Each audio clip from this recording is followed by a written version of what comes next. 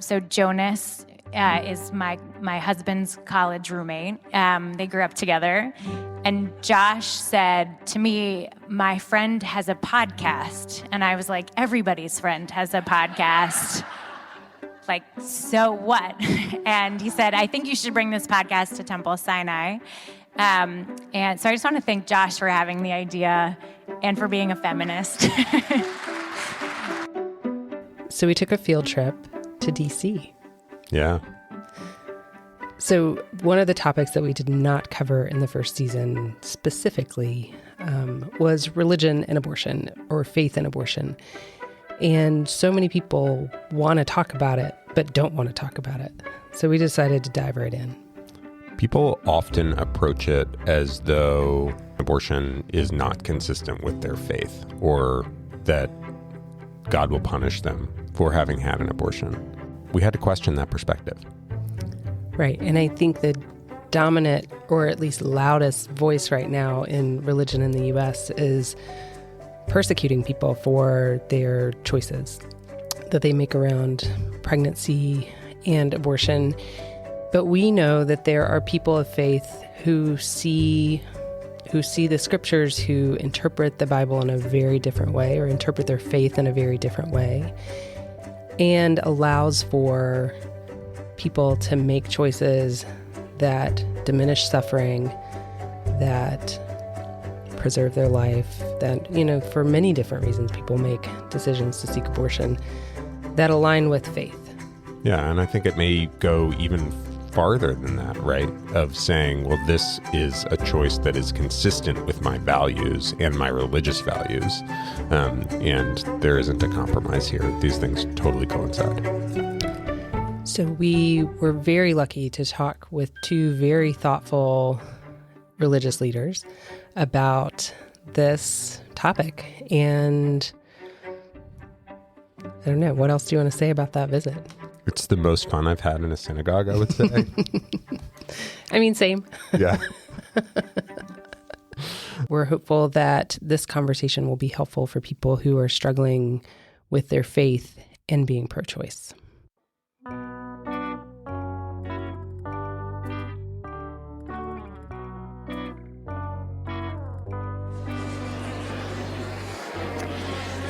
Good afternoon. Ooh, okay. Welcome to Temple Sinai. I'm Rabbi Hannah Goldstein. It's so great to see so many of you here this Sunday afternoon. Thank you for joining us for this historic moment. This always feels like an important topic, but it feels like a really critical topic right now.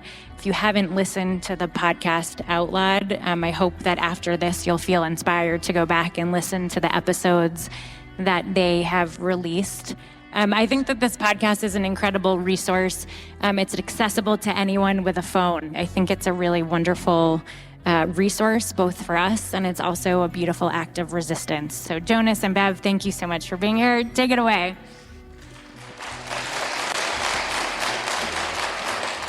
I do want to clarify for the record that this is also our first recording of a podcast here at Temple Sinai, so we'll see how it goes. Yeah, so I'm Jonas Schwartz, and I'm an OBGYN and an abortion provider in North Carolina, and Bev's my boss, and that's how I ended up doing the podcast. I'm Bev, Jonas's boss. And I'm originally from North Carolina. I grew up in Western North Carolina in the Southern Baptist Church, so from a different faith. And we're excited to have this conversation about faith and abortion. And I think the goal of our podcast is really to help people have better conversations and to humanize the people that provide this care. And so I'm also an OBGYN. I provide abortion care. That's good for now. And we're really excited to have Rabbi Hannah and Reverend Katey Zay here with us today.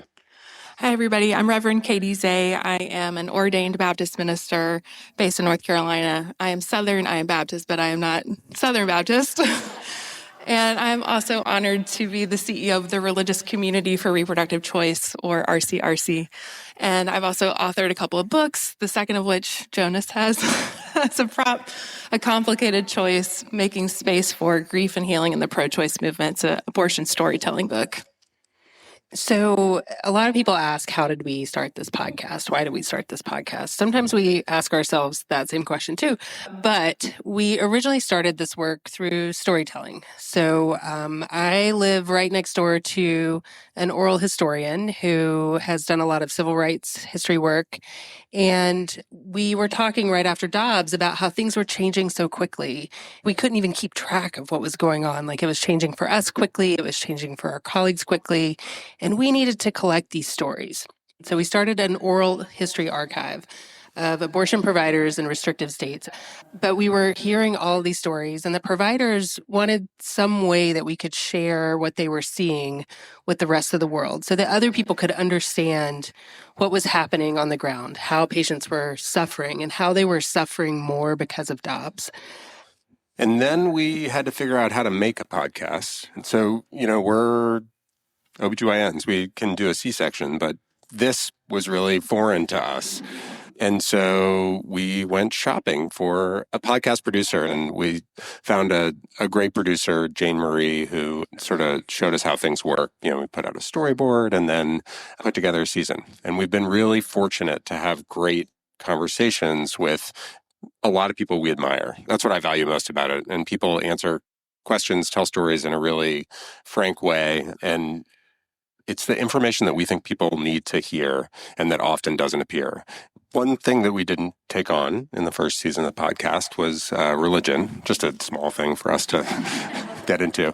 But I think oftentimes people assume that even though we know that everyone needs abortion, right? And that cuts across religion, it cuts across race. But I think that the assumption is often that that is something that they do outside their religion or something that their religion doesn't approve of. And so we're really excited to have two different types of clergy here today to help us discuss that. So, Katey, I think we'll start with you. Can you talk a little bit about, as a reverend and sort of in your religious thinking, how did that lead you to reproductive justice work and to how you see abortion fitting into reproductive choices? Well, the most formative time for me was actually when I was in seminary. I probably would have considered myself pro-choice, but in a very abstract way, in that I hadn't been actively engaged in the issue specifically. But I ended up doing a couple of trainings that my organization, RCRC, offered to seminary students. How do you journey with somebody through a reproductive decision that they're making, whether that's terminating or something else? And I loved it, and I wanted to actually use those skills that I had learned. And there was a Planned Parenthood clinic just about a block from the seminary campus. And so I said, can I do a tour? Loved it. I said, can I volunteer? I was in the recovery room with the nurses for a while, just passing out saltines. And then one day they were short-staffed and they needed someone to accompany patients into the procedure room and hold their hands during the procedure. And I was terrified to do that, but it was kind of one of those, if not me, then who moments, because there was nobody there. And I ended up really feeling that sacred call in the procedure room, being with patients, having them allow me into these very vulnerable moments, but also witnessing the love and compassion of the doctors and the nurses and the staff. And so I often say that I received my call to ministry within the walls of an abortion clinic, which really makes people mad, but it's the truth. And I just felt like, wow, there's this sacred work happening inside, and then these Christian extremists outside harassing patients, harassing staff, harassing me. They were the most visibly religious people there. And so I felt like there has to be a way for me to bridge these worlds. I have to do something different. I have to talk about what I've seen. We can have abstract debates about these issues, but for me, that lived experience of seeing how transformative abortion care was for people, how it blessed their lives, was really all that I needed to see. And so for me, I've never felt a tension about it because I saw firsthand just how transformative it is. And so I just always go back to that time of being with patients and feeling like my call is to simply journey with people through their very difficult, vulnerable moments. And if I spent the rest of my life doing that, there would still be more to do. It's really awesome. Hannah, I'm curious if you could talk to us about kind of what led you to reproductive justice and advocacy work and kind of what fuels your interest. Sure. So I don't remember having any kind of lightning strike moment. I've always been pro-choice. It was never something that I wasn't. And I think in some ways it's a reflection of my upbringing, of the values of my family. And I wouldn't have thought about it if you'd asked me, I think when I was younger, was it Jewish? It was just who we were. It was what we believed. It was consistent with our values. I did know from a young age that I was a feminist. Those were values that were important.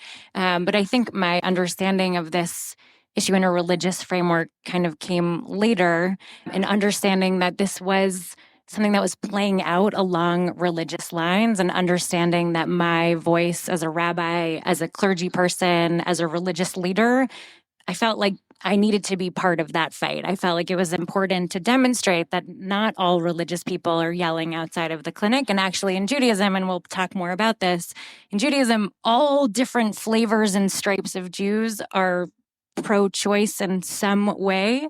And so it felt important to represent that in an argument that has such a strong kind of religious framework to it. The one other thing that I would add to that is I think the way that I think about access to abortion is more expansive because of my Jewish values. You know, learning more about the issue and understanding who was being denied abortion care before Roe was overturned. It was the most marginalized people in our society already. And so I felt like part of my calling as a rabbi is also to speak out because of the sacredness of all of these people who should be able to access the care that they need. I find that being an abortion provider is the most gratifying form of medicine, in that in our case, usually you're going to be with someone for 5 minutes and you can change the trajectory of their life. And there's no other type of medicine where you get to have that sort of interaction with someone. Both Bev and I provide care in North Carolina, and you can't keep track of what the laws are in South Carolina or adjacent states. And so we also are able to provide care for patients who are traveling from other places. But it has meant that we have to travel to Virginia to provide sort of normal abortion care in one of the Planned Parenthood clinics. And we so frequently are seeing people who have done so much to get to their care. They've driven overnight from Alabama or Florida, and then they're going to drive right back because they don't have the money to stay a night. They don't have childcare. They don't have another option. And people are just being pushed so far by their state policy. And that's part of the story that needs to be told. And those are just the patients that are able to make it, right? I often think about the people who didn't have the money or the driver or the childcare to flee their state to get medical care. And my heart goes out to those patients because we know that in states with strict abortion bans, the maternal mortality rates there's a recent report saying twice as high. And we see patients that make it all the way to Virginia, but have some sort of medical complication so that it's not necessarily safe to care for them in an outpatient clinic. So we have to turn them away. And so thinking about what happens when I make a medical decision to turn a patient away for their safety, will they be able to get care? Will they not? We try very hard to get them the care that they need, but it's morally fraught work. What feels unethical is not being able to care for people, not that we're providing abortion care. Yeah. And I mean, we often try to facilitate the care when we turn people away, get them back into a clinic in North Carolina or wherever they can be cared for. But for many people, the barrier is just too high. I'd say every time I'm providing care in Virginia, there's at least one patient who, for medical reasons, isn't able to get care there that day. And oftentimes we will have a plan for that patient before they leave the clinic. And I would say half the time we don't see them again. And we don't know what happens. We make every effort to reach out to them, but the barriers are just high. And a lot of times people talk about these medical extremes. And the reality is that, fortunately, most people aren't in medically extreme situations when they're seeking abortion care. But for these patients who are, we know that they're in a medical extreme because pregnancy puts a lot of stress on the body. So when they are continuing the pregnancies, they're likely to get sicker or more likely to face organ failure or death. And when they decide to continue the pregnancy, obviously, if they want to, we're supportive of that. But when they're forced to continue the pregnancy, that really puts them at a medical risk. That's tough. So Can I ask you a question? Please. This is now, we're going off script. How do you manage that, like on a, spiritual or emotional? I mean, that's so much to carry, to sort of see that part of people. So I'm just wondering, what is that like for you to be in that role in people's lives? I mean, I think the group of people providing this care create an incredible support system for one another, the people in the clinic, friends and colleagues that you can kind of debrief with.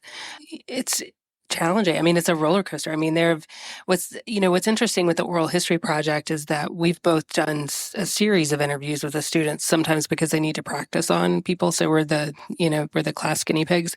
And it's nice to kind of see the trajectory of what's happened over the past couple of years. But there are times where I'll go back and listen to like an audio memo or an interview, and I'll just think like, wow, I was really angry that day, or I was really sad that day. And I think it's a lot to bear. How could I curse that much in an hour interview to these undergraduate students? It doesn't seem like good judgment. I don't know. So I'm Jewish. I grew up Jewish. Actually, what my earliest memory of abortion is driving with my mom past a Planned Parenthood and her screaming out the window at the protesters. But I always had this assumption that Judaism was at least accepting of abortion, if not, pro-abortion. But what's the skinny? So what do the Jews think about abortion? So when someone tells you, like, Jewish people believe you should be deeply suspicious because there's almost nothing that Jewish people believe uniformly. Abortion is, I would say, probably the closest thing to an exception to that, at least sort of on the broadest level. Because there are instances across Judaism where abortion is required. So it doesn't matter kind of what flavor or stream of Judaism you subscribe to, you believe that there is a place for abortion. And it kind of goes back to a teaching in the Torah, actually, about when life begins. And there's this it's in the book of Exodus. There's this story about a scenario where two men are fighting, and it sort of offers this idea that if a woman is injured and it causes a miscarriage to occur, there's a fine connected to that. But if she's killed, then it's into an eye for an eye, life for life. And what we take from that is that the status of the fetus is not the same as the status of a living person. And that kind of is the foundational idea. Jewish law is kind of this long conversation that's unfolded over centuries. And so there's lots of text and lots of rabbis talking about when the fetus is believed to be a threat to the mother's life. It's pretty certain that the mother's life comes first.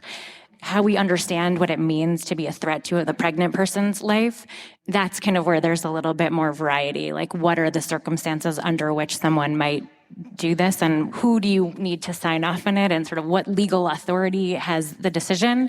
That's kind of where there's a little bit more variety. Katey, I'm curious from your faith, kind of what your interpretation of the Bible is around abortion. I want you to speak for all Christians.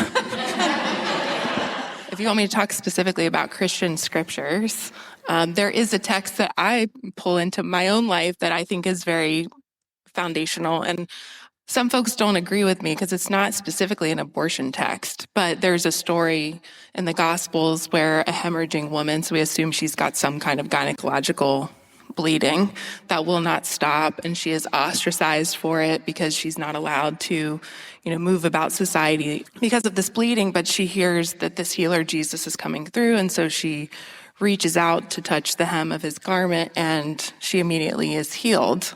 And Jesus goes, "Who touched me?"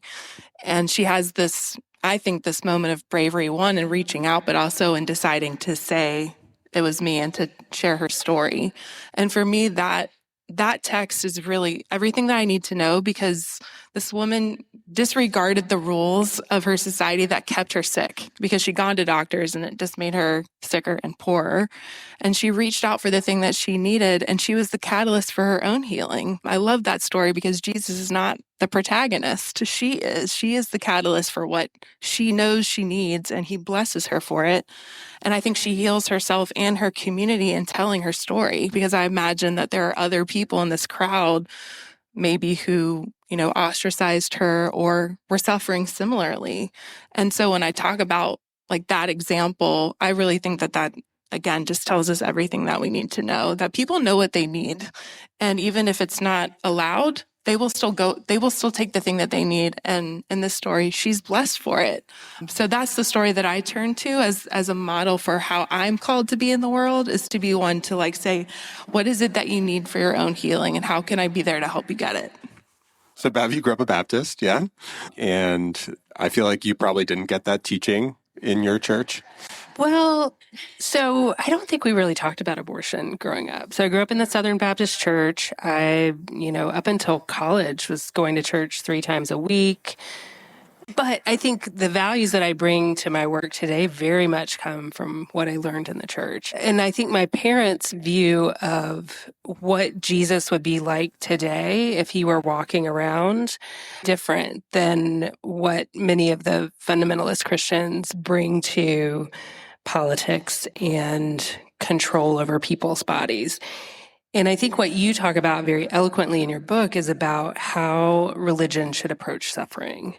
And I would say many of the patients that we see are suffering on different levels. Some of them have medical complications, so they're suffering from those complications. Some are suffering financially. 60% of patients seeking abortion care already have kids. So they're struggling to make decisions around, what am I going to do this week? Am I going to continue this pregnancy and maybe not be able to feed my kids?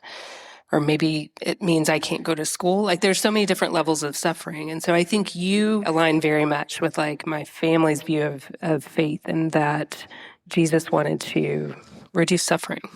Can I just add my own discomfort with our tradition, which is that we have centuries of Jewish texts, and until very recently, it was all male voices and it was all men legislating women's, pregnant people's bodies. And so I think, whenever I teach these texts, I always start out feeling proud, right? There's this piece of me that feels like, look, we are the check on this kind of Christian hegemony in America. Like, we are a religious voice that says something different. And then as I start to teach the text, it's like, here's a story about a woman who's injured grievously, and no one cares about the woman. No one's saying, like, how is she? Is she okay? And what happened? Like, what kind of suffering was she experiencing? And that kind of tracks through so much of these texts, that even if they come out in a place that I feel good about because it aligns with my values, the path to get there is not about autonomy. It's not about making decisions about your own body. It's a legal conversation that is so absent women's voices and women's concerns. I often say that we have so many stories of reproductive oppression in the sacred text, and that those are instructive. Like, can we talk about how those issues, what they look like now? Because so many of the same types of stories are happening now. Look to that as a way for us to say, and then how do we respond now?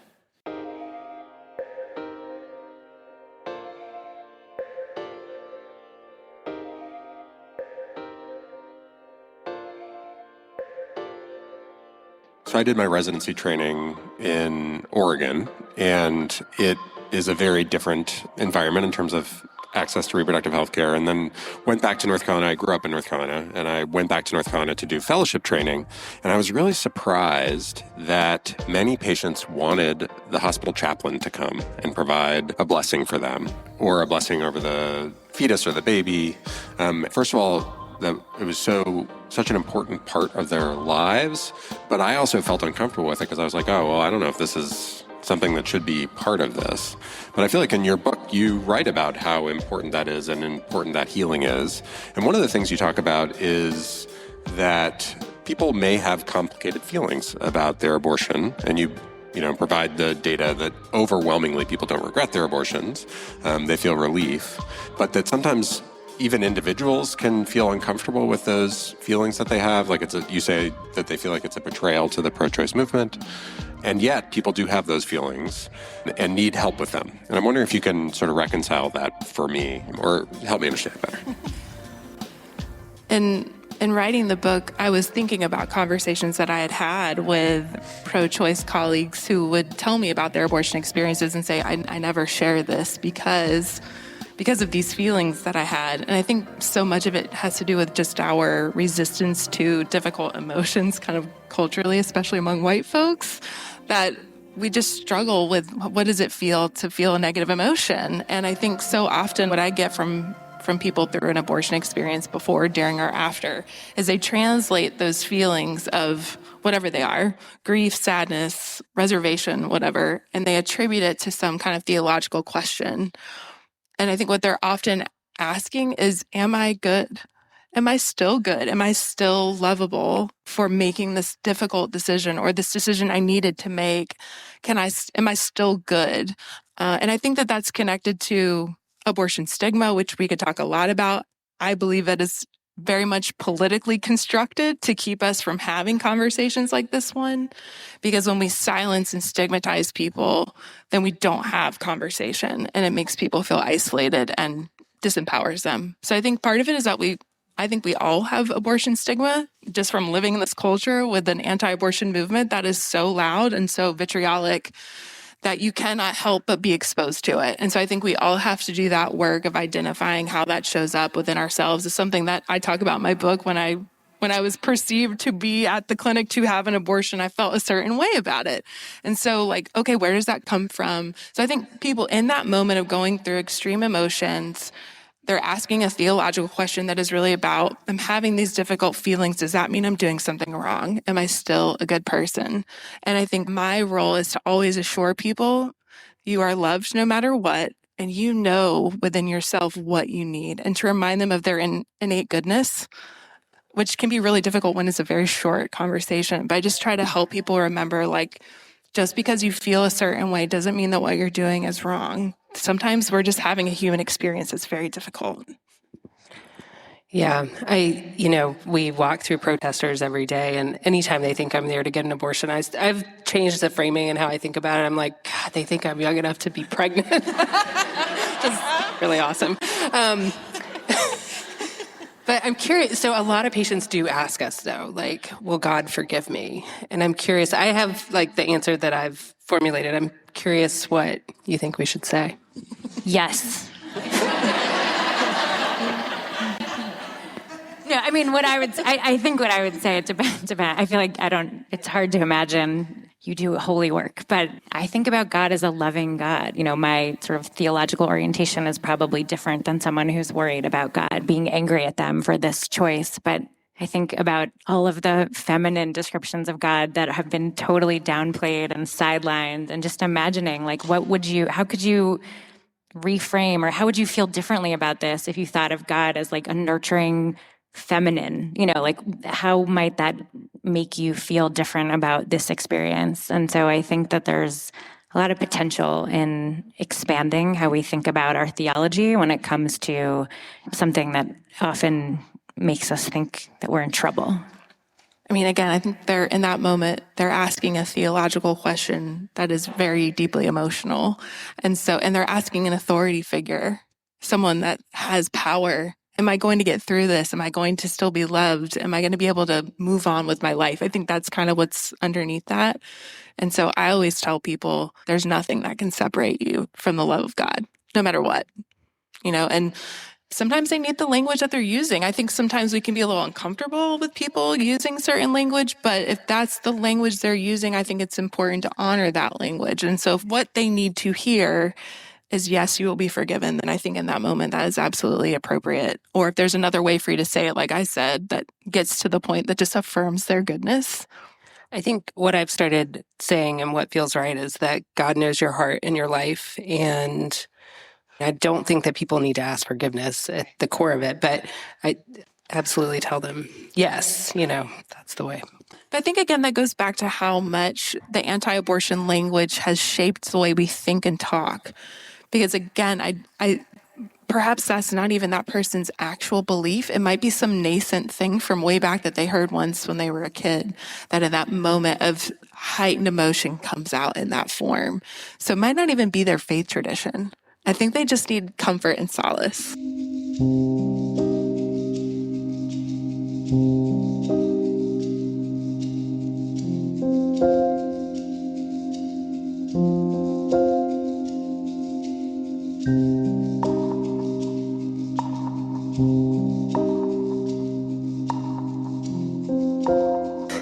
So we're through the easy stuff. Rabbi, Reverend, when does life begin? Easy. Okay, we'll go Yeah. with the rabbis. I mean, actually, in Judaism, it is pretty simple-ish. Nothing is simple. But there is pretty consistent text around the idea that life really begins when a baby is born, when they come out of the body, and when the majority of their body is in the world. Some of the text says it's their head. Some say it's really, there's a lot of text on this. But basically, the gist is that when a baby is born, that's when their life is equal to the life of the person who gave birth to them. And even then, sort of those first 30 days, it was so precarious to have a baby for such a long time that their status wasn't even sort of fully part of the community. So it takes a while to really count as a person in Judaism. Okay, this is when I reveal my own theological beliefs. And so hang with me. I love this question. I don't get to talk about it that often. I think so often this question can feel like a trap that anti-abortion opponents set for us. So we're not having that conversation. This is a brave, safe space. So I'm going to talk more openly. And actually, I've been pregnant one time and have given birth one time. So my experience of that is pretty limited in my own life. However, I've known people who have died and I've been with them at the end of their life. And for me, there is very much a connection between the ending of life and beginning of life, and that there's a lot of mystery around what's going on. And we can point to this is the last breath, or this is when the heart stopped, or whatever it is. But I think any of us who have been with loved ones who are dying, it is a process. It is a time of in between. And, in my own belief system, I do believe the essence of us does go on past this physical realm. That's not everybody's belief, it is mine. And so watching, my grandparents talking to people who were not there at the end of their life, my own mother toward the end of her life was like sometimes there, sometimes not. And there's this mysterious kind of in between. And so I think very much it's the same at the beginning of life, that there is not a particular moment. I think it is a process that is perhaps different in every pregnancy or every birth, just like the end of life can be very different for people depending on the circumstances. And so I often say, these are the questions that those of us who go to rabbinical school or divinity school, we love talking about the meaning of life. It is what philosophers have debated for millennia. And it's because of the mystery. And I think for me and the folks that I know who have crystal clear answers to big questions like this, there's just a hubris to it that I don't want to be part of, because I think I have to give up the sacredness of the mystery. And so we can continue to debate this, but what I know from my own lived experience is that there are people who need for me to show up for them, who are living, breathing people who need me to be there for them during their vulnerable moments. And I'm really okay with not knowing the answer to the question. Can I add a little bit to my answer, which was kind of this is what you would read in a Jewish textbook about when life begins. But I also think, having been pregnant myself, when you find out that you're pregnant, something happens that changes how you think about yourself and your life. And so I also think, while you can rely on the text to kind of guide how we answer that question, and many people do, I think there's also a reality of all of the things that come between finding out you're pregnant and whatever happens next, having an abortion or a miscarriage or a birth, that is in the realm of what Katey said, which is the uncertainty and the potential and maybe the excitement or maybe the fear, how you experience that moment. And so I think that to me also it connects to that idea that most of the people who wrote those texts about when life begins, they were never pregnant, right? They never had that experience. And one of the beautiful things about being part of a time where there are women clergy is that there are all these new rituals to actually mark moments that are so significant in our lives that there was no ritual for before. So if you had a miscarriage, there was no religious place to bring that in Judaism. And now there's beautiful rituals that have been created to go to the mikveh and to mark that loss. Or, if you have an abortion, there's ritual that goes with that. And so I think, you can kind of hold on to the traditional Jewish view of when life begins, and it's important to understand. And I think that there's also kind of the human experience, which is so much more complex.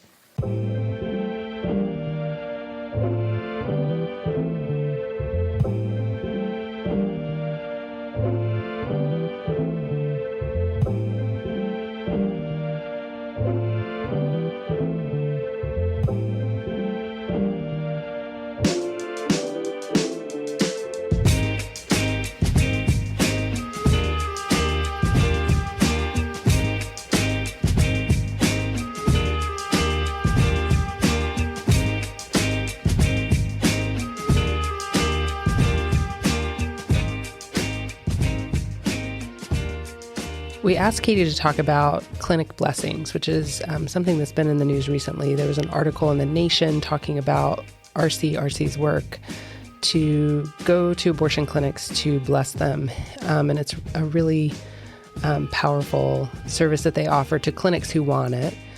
Thinking about this work as sacred work was something, that my mind was opened up about. It just validates what we feel about our work, that it's sacred. And they said that multiple times in our discussion with them. And I was like, yeah, it is sacred. I don't know if you had a reaction to that. Yeah, no, I think I felt the same.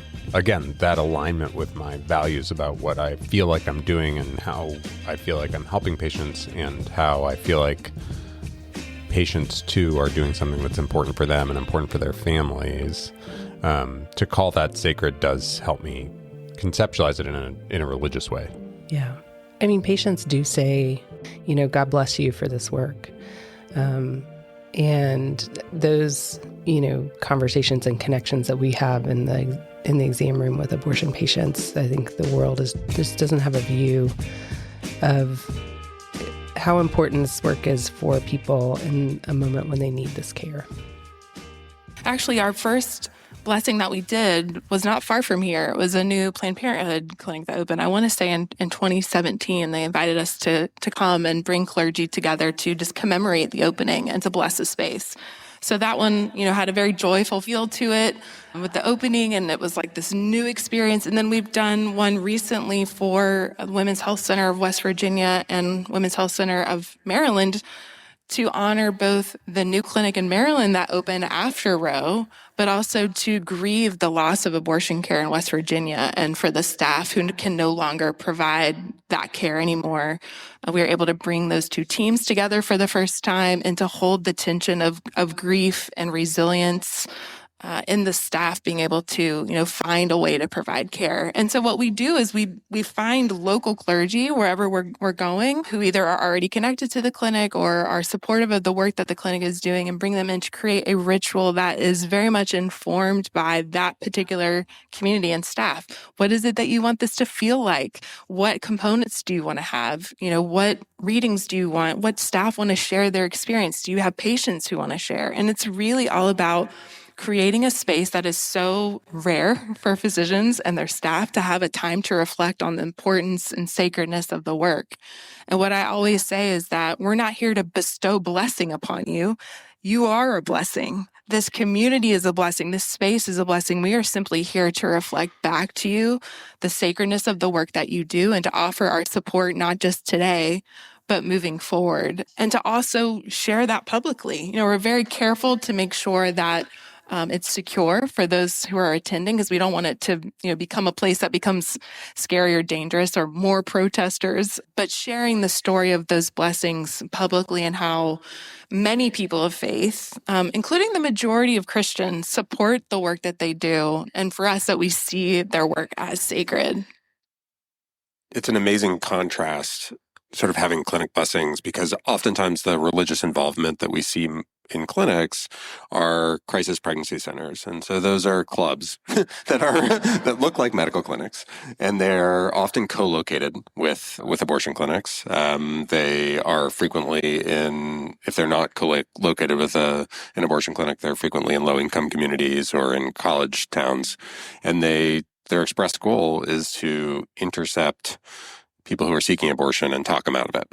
And they often have people wearing white coats. They provide ultrasound. When we've talked to patients about it, what they say is, well, they called me mommy and they asked to pray with me. And that wasn't what I wanted. That was uncomfortable. I knew that something was wrong. We also talk to patients who don't realize that they've gone to a crisis pregnancy center. They describe this clinic visit in which they got some kind of care, and then they tell us the name. It's actually really hard to tell that a crisis pregnancy center is a crisis pregnancy center because they name them well. And their websites look just like clinics that are providing abortion. And then we figure it out. And so many people who have abortions do have faith, right? And they do religion is an important part of their life. And so showing another path to sort of incorporate that in your faith or consider it part of your reproductive life as opposed to thinking, oh, well, this is something I have to do on the side, I think is really important. When you see the protesters praying, what do you think they're praying about? My soul, maybe? I don't know. I don't know. I think they're praying. I mean, their signs say pray to end abortion, but I don't think they really know what that means. You know, sometimes we get mail letters, and sometimes the letters will say things like, Jesus loves you. Or I wrote an article about traveling to Virginia, and I got a letter from someone who had been a physician for many years. And it was just this long letter, this it was an email, a hate email. And at the end, it had like a standardized comment that said, please excuse my errors because I am blind. And that was it was like this light bulb moment. Like they don't see the issue. They don't see the issue. And so the podcast, like all this work, we're trying to help them see a different perspective. See the perspective of what the patients are experiencing, what the providers are seeing, humanize like who we are as people and who our patients are as people. But yeah, I think they're praying to end abortion.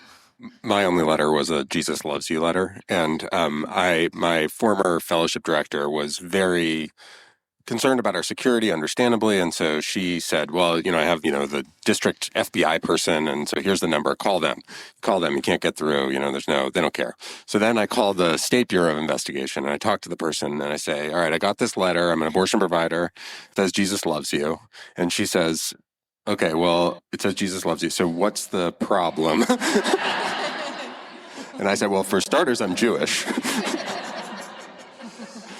I mean, there's nothing they can do. But what are these protesters? What do you think that is in their minds? What is that faith tradition? What are they praying for? What are they hoping to accomplish aside from diverting patients?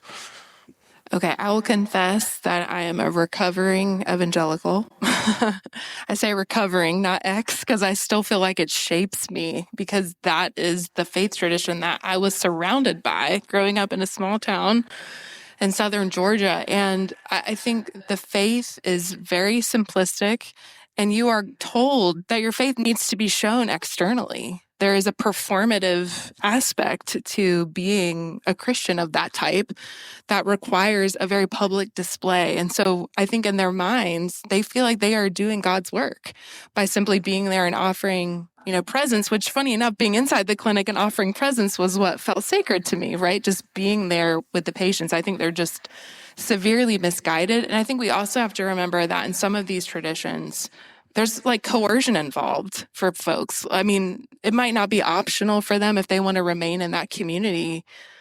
They are expected to show up in that way. It's part of the culture. And so I don't know that every single person even knows why they're there, but they were told to be there. I was also can I go back to the crisis pregnancy center stuff?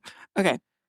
So one of the things that we recognize as a need at RCRC is how much of that information shows up online too, because we were searching for, are there supportive sites for people who are asking spiritual questions about their abortions. And we found so much deceptive stuff, just like the physical crisis pregnancy centers. There's almost an online network of websites that might not be connected to physical spaces, but act like them in terms of presenting as supportive. And then you dig a little deeper and they're actually anti-abortion sites and not offering, medically accurate information.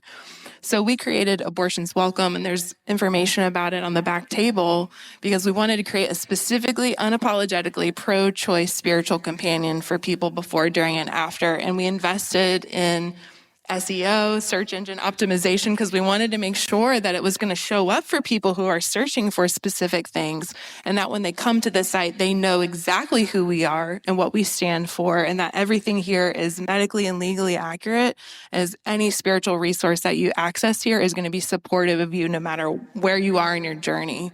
And so that's one small way that we decided we would push back and offer a space for people. And we've gotten so much positive responses like, oh gosh, I wish that I'd known about this when I was going through my abortion experience. So I hope you all will share that with folks just so they know there's a resource out there for people. And if you go on the site and there's something that you know of that's not on there, we would always love to include new resources as well. We often ask people when we meet with legislators or whenever we meet with them, we ask, when was the last time you had a conversation with someone who changed your mind about something? And it's a really hard question, but we talked about it yesterday in the airport, and you just changed my mind about something actually, which is that I feel mad at the protesters. The little woman with her loudspeaker saying to me, "You are a murderer," as I'm walking into but I think as I expect them to give our patients grace, I probably need to give them some grace too about how they got there and those beliefs and what the breadth of seeing they had. So thank you for that. And I'll use that example in the future. Yeah, I mean, your book is really amazing, and I think I'm going to start recommending it to everyone, but I think it's really helpful for people who've grown up in a very prescriptive faith where you're allowed to advocate for certain things and not other things. And I think it shows a different way to be compassionate. And I think your work is so important. I have a very distinct memory of the first time I marched in the DC Pride Parade. And I mean, it's a different situation, but I would say adjacent. And marched with the Religious Action Center. So it was a group of Jewish people.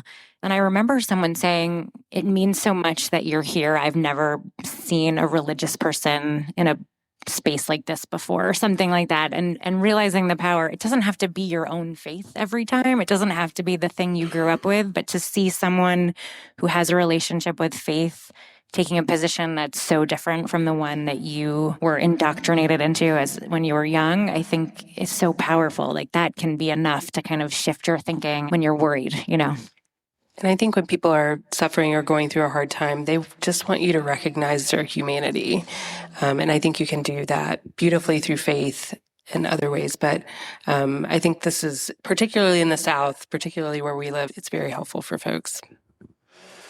So in very Orthodox or Hasidic communities, abortion is not supported. Can you speak to this at all? I think it's important to acknowledge that particular Jewish view. Yeah, I would say, that is not my community. They would not love my rabbinate, probably. They would not call me rabbi. But my understanding is sort of across the Jewish spectrum, there are cases, even in the most traditional circumstances, where abortion is required. I remember listening to a podcast about the group of Orthodox, halachic people talking about reproductive rights, and they talked about how sort of if the rabbi is the person who makes the call for you and sort of helps you understand, there's some rabbis who are more lenient and some who are more conservative about what the circumstances are when an abortion is considered necessary, acceptable. It certainly, can be taboo in parts of the Jewish world. It's not like everyone's rah, go get an abortion. And I would say that it does hold that there are cases really across the board that require abortion. So, I don't want to give the wrong impression. It's not like everybody is, anything goes. So I talked about how it feels unethical to turn people away from care rather than providing care. Could you all speak to this from a religious or ethical perspective? I'm not a healthcare provider, so it's hard for me to understand how that would feel other than just through what you all have shared. And I also get needing to protect your ability to provide future care. So I feel like you're caught in just an unbelievably difficult position. I think about the Turnaway Study specifically, the book, The Turnaway Study, where it follows people who were denied care and who were able to access care and what their emotions were. That's where the stats about relief come from. But what they found is that people who were denied abortion care after a period of time, 5 years, had found a way to get emotional resolution. And I think people are incredibly resilient. That isn't to diminish the suffering. Please don't get me wrong.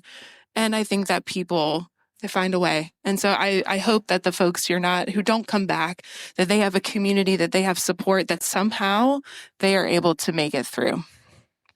The one thing I would add is that question makes me think about the fundamental wrongness of how this debate is unfolding in our country. Like, that's a medical question. It's an individual question. It should only be a religious question if the person seeking healthcare wants it to be. And I think the fact that we're kind of having this conversation along religious lines is deeply problematic. Like, that's not how we should be legislating in America. And so I think while I feel proud to represent a Jewish perspective, it's not how we should be having this conversation. That's not the lines along which we should be making these decisions. So here's a question for Jonas. So with things changing politically in the U.S., there is a risk that our ability to provide and teach abortion provision in medical school and residency may change. So what do you think will happen in the future? What do I think will happen, or what will I do if I... Yeah. So I don't know if you've looked at the maps recently that sort of show access to abortion care. There, depending on how you count, there's, 22, 26 states maybe that have what people might call an abortion ban. I think the more realistic thing is that about 14 states ban abortion at 6 weeks or earlier. And then there are a bunch of states that ban abortion care really early, so maybe at just after the first trimester. I think that the scary thing with the current administration is not that Congress would pass a law. I think it would be really hard to pass a law that was a national abortion ban, and maybe even a national gestational age limit, I think would be hard. But I think there are many ways that abortion access can be further eroded meaningfully. So right now, medication abortion is really important. So over half of people who access abortion use abortion pills. And that means that it's a complete different world than pre-Roe, because before Roe, if you needed an abortion and you needed to get one that was not legal, oftentimes you ended up going to a clinic because a procedure was the only option, and those clinics didn't have the means to safely sterilize instruments or perform procedures safely. And medication abortion is really safe. It's accessible. People can order pills online legally or peri-legally, and those are the same pills that we give in the clinic. And that means that millions of people over years are able to access abortion safely. Now, the administration could take away that access. They could have the FDA remove approval for mifepristone, which is part of the regimen for abortion. They could make it just more difficult to obtain, and that would really erode abortion access in a really scary way. And that's what I think's coming. I agree. I think there are more insidious ways that access can be altered, and patients are turned away on a larger scale, right? They don't have access to medication abortion. People tend to obey the law. So if the law says you can't cross state lines to go get care or to take your child for care, I think a lot of people are afraid by that. And they may be people who are living here who are undocumented, like they are worried about seeking care and engaging with the system. So I think there are a lot of ways that people who are already suffering will be made to suffer more. Can I ask a follow-up question? So you guys are affiliated with Duke, and I imagine it impacts kind of the training of doctors and people who are learning about how to provide care. So do you think people who are in school now or in residency now are getting less trained or less exposed to kind of abortion care because if they are in places where there are restrictions? I think our residents get adequate training. It's not the same as other access states, but I think they are adequately trained. We also have a very well-developed educational program for our residents, so it's different. We have a family planning training program for both residents and now fellows. So I think we're in a little bit of a different circumstance, and we're at a supportive institution.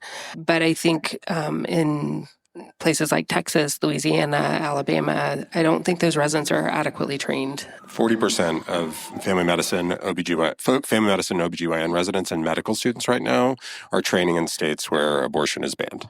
And that is a remarkable difference in training. And we know that residents often stay and practice in the state where they train. And so you're creating likely maybe not a multi-generational, but a multi-doctor generational deficit in training. And it's not just abortion care. I mean, the same techniques that we use for abortion care, the same medications we use for abortion care are the ones that are to care for miscarriage. It's the sort of intellectual background to how we care for ectopic pregnancy and differentiate ectopic pregnancy. So it does create not just an access issue, but this self-perpetuating training problem. People know that they want comprehensive training, and so they apply more frequently to programs in states where that's not going to be an issue. And residency is already sort of morally distressing just for a lot of reasons. You work really hard, long hours, and then to be in a place where you can't provide evidence-based care. Like some people are like, yeah, I want to go, I want to fight, I want to learn advocacy. And other people, and it's very reasonable, say, you know what, I just want to learn to be a good doctor. And I don't want to have to think about, am I going to go to jail? So, all right, we're going to end with some hope. Right? We're going to turn it around from the pit of despair. So it does seem hopeless, right? Like the circumstances now seem pretty hopeless. There are states with less access. We're fighting many of the same fights. What keeps you hopeful and keeps you optimistic that we can turn this around? I'll go first. I'm so hopeful over here. No, I think I remember when the pre-Dobbs decision was leaked, coming to Shabbat services at Temple Sinai, and a member of our community was wearing a pair of socks that said, "Not this shit again." And this is a community of such strong, passionate people, and I know that there's communities like this all over the country who are so activated by this moment, and I can't believe that we're here. If you'd asked me when I was younger if this was where we were headed, I would have said it was impossible. And I think there are so many passionate defenders of abortion access that we're going to figure it out. I think this is the darkness before the dawn. I mean, so much harm is being done, so I don't want to overstate it, but I do think that we have been awoken to what is on the table and kind of where we could go. And I think that there are so many people who are activated by that we are going to fight really hard to make sure that we turn this around. So that's what's giving me hope. My answer will be similar. I think it's been about 20 years since I started in this movement, and we've never had a major win. I found that my rage could only fuel me for like the first 18 years. And I realized I didn't want that fueling me anymore. I mean, there's place for anger. Anger can be very motivating and very inspiring. And it also can be toxic after a while. And so a few years ago, I think even before, when we knew that the overturn was coming, I took 3 weeks off to really reset, which was just enough for me to realize how burnt out I was. But I remember thinking, I need to start infusing in my work the values and the feeling that I want to see in the world. Because the more my anger charged me, the more anger showed up in the work that I did. I want to be part of something that is loving and passionate and has a very clear sense of injustice, but also that it feels good to do it. Not that it feels that way all the time, but for the spirit of it to be something that brings people along that want to be part of it. And so being in community is definitely huge, because when we feel isolated, I think is the quickest way that we feel like we've lost everything. And I talk about hope as a discipline that we practice in community, because some days I don't feel hopeful, but someone can hold the hope that day and I can stay connected. And the next day, maybe I will feel it and I can hold it. We don't have to do it all on our own. It's something that we do together. And knowing people like you all, and you, I mean, it's just these conversations remind me that I'm not alone. And as long as I'm faithful in doing the part that I've been asked to do, which I have clarity about, I know that this work is going to go on beyond me. And so as long as I'm faithful to the work that I'm doing and I stay connected to those who are doing the work in different ways, like I do believe that we will create a different kind of future, that we're not just responding, what is it that we don't want? We get to actually decide what it is we want and build that together. And doing that in small ways is how we make the big change. So I just do the work with joy when I can, do things that give me joy, that give me connection, because I believe that's what's going to help us in the long run.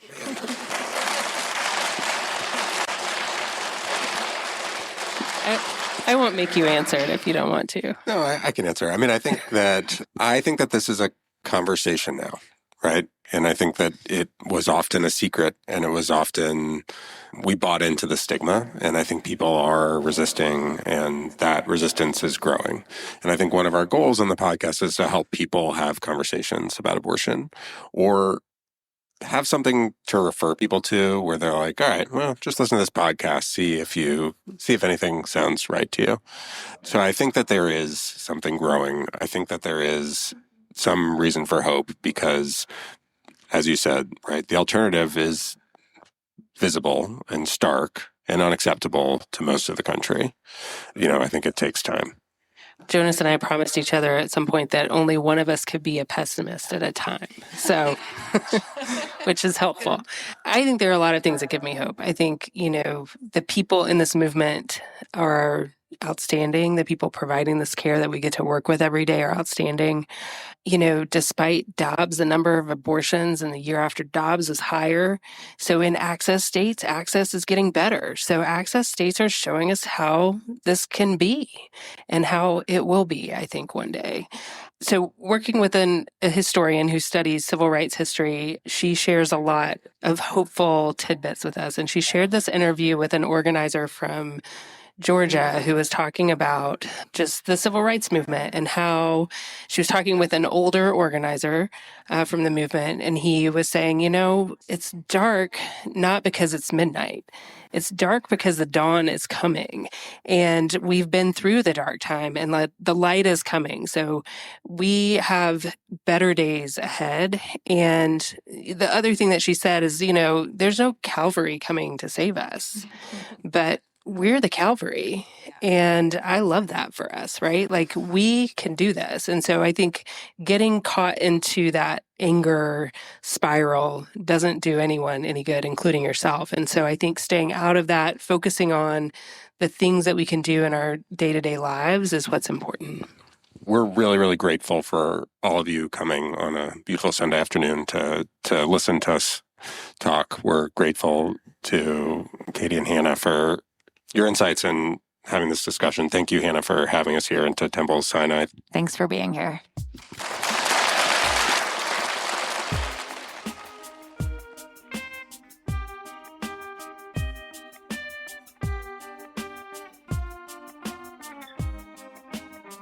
Opinions expressed on this podcast are our own. Philanthropy is helping us highlight these stories, and we hope you'll continue supporting this work by subscribing and sharing the show and getting involved in your local community.